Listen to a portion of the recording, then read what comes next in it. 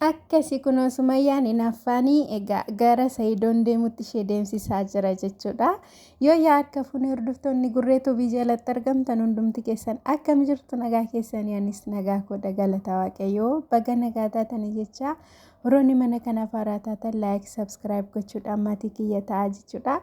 Egaa Sumayyaan irra eessa jirti? Oddoo Sayidoon haadha manaasaaf mana bitee sapiraayisii go'ee jirti jechuudha. Inaaffaan egaa asiif achi olii gadi ishee fiigsaa jira jechuudha.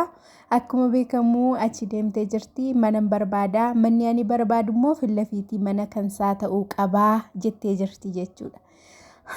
Inaaffaan akkasti ishee guggubaa jira jechuudha dhugaa rabbi kana. Indee araaramtee koo nagaa buustee waliin jiraachuu ni dandeessa Sumayyaa yanee guddiyanii qonjoo maaliif rakkatta akka kanatti maaliif inaafta? Gin dhugaa rabbi kana maal taatu Sayidoomti fuudhee sapiraayisiin godhe hunda keenya jiru. Ani akka kootti eegaa jirtan jirtu ani baay'ee eegaan jira tuun talitti fuudhee natti tolteetti mucittiin innaa jechuudha. Dhugaa rabbi kana mana barbaadaa manni barbaadu immoo fillafiitii kan isaa ta'uu qaba jechaa jirti. Isheen gurgurtu sun immoo icciitiidha kanaaf himuu hin danda'u iddoonni bitatu minaamin jechaa turte. Isheen immoo egaa fillafiitii sana ta'uun barbaada niitii isaa darbadheen kuffisuun barbaada achirraa yoo kuftee hin hafti immoo hin jiraatti waan akkasii jechaa turte.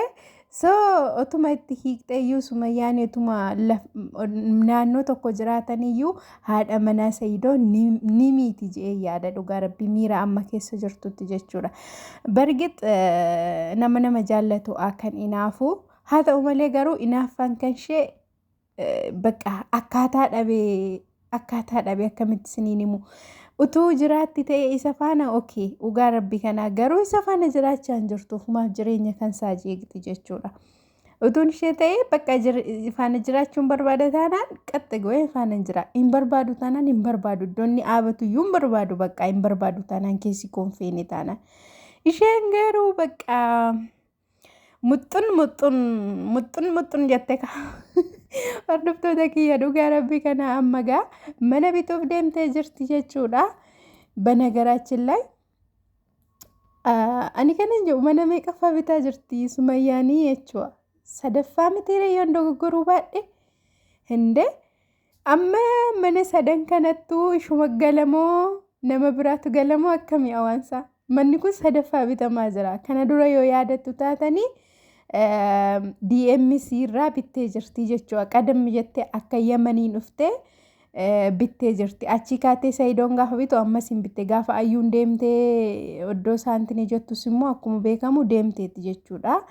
Kanaan sadaffaadha. Amma dhugaa rabbi kana mana sadan kanayyuu dandeessee kaffalti moo tola laatamaa? Indeet na'u nagaru algabbaanyim maal jechuudha dhugaa rabbi kana maaliif olii gannu ooftu sammuu keenya maaliif miitu ummata jaalala innaa jechuudha dhugaa rabbi gaaffii natti uumeetu mana sadan kana keessa Sumayyaatu ta'a ammoo zimmettee madeemtee deebiti waan kun egaa gaaffii kan koodha.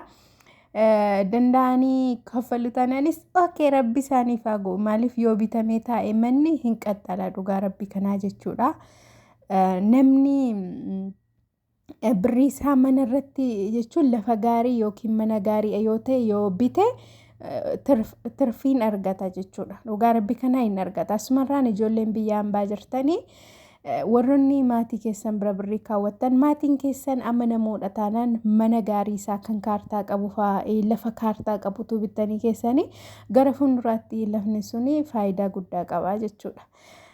Kanaaf egaa bitanii makaa'uu danda'u Sumayyaan faa Sayidoon faa akkuma amma argaa jirru akkasuma ajee yaadagin malee mana sadaffaa kana keessa hin jiraatti jedhee yaaduugaa iddoo kam jiraatti amma sadan kana keessaa iddoo tokko marattee jiraatti jechuudha yooma xumuramee kennamuufi sanaaf rabbi isaan gargaaru waan hundumaa garuu inaaffaan akkasiitu hafee gaariidha maaliif Sayidoo duuba deemtee jireenya isaa jeequu dhiisi bakka ta'e bakka እንዴ ይበቃሻል ከፈለግሽ ደግሞ ታረቂ እኛ እኮ ደስ ይለናል ምክንያቱም አብሮ ቢሆኑ ማለት ነው እኔ በጣም ደስ ይለኛል ዛሬ በአማርኛ ነው መጣሁት እንዲህ ነው ወዲህ ነው Hordoftoota kiyya guddaa galatoomaa warroonni jaallattan like subscribe godhaa. Egaa hinaafaanii biyya fixaa jira waan ta'eef like godhaa.